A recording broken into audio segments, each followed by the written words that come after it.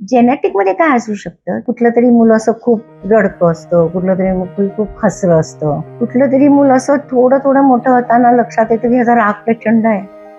आणि मग आपण त्याला म्हणतो की हा काकासारखा आहे बरं का रागीट, किंवा हा मामासारखा आहे, किंवा आजोबांसारखा आहे रागीट. म्हणून आपली पर्सनॅलिटी बनते ना, ती 3 गोष्टींनी बनते. एक म्हणजे जेनेटिक, दिसणं वगैरे जनरली जे काय असतं ते. दुसरं नर्चर, की त्याचं पेरेंटिंग कसं झालं. पण मग गुन्हेगार मुळातच घडतो कसा? म्हणजे त्याला त्या गुन्हेगारीपर्यंत नेण्यासाठी कोणती कारणं असतात? हा इतका रागीट आहे, राग आला की सगळं फेकतो, दुकानात गेलं की इतका हट्ट करतो.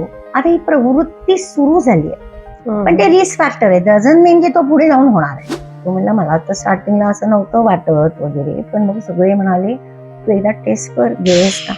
9वीतला? 9वीत मला शहारा आला अंगावर. बापरे. आपण पण शाळा कॉलेजला जायचो, आपले पण मित्रमैत्रिणी असायचे, पण आपण मित्रमैत्रिणींचं लिमिटेड ऐकायचं. आणखीन आपल्यावर जास्त म्हणून तेव्हा म्हणायचे नाही की संस्कार आहेत आमचे, घरचे संस्कार. घरचे संस्कार आहेत. पण आता घरचे संस्कार हा प्रकार फार कमी राहिला आहे.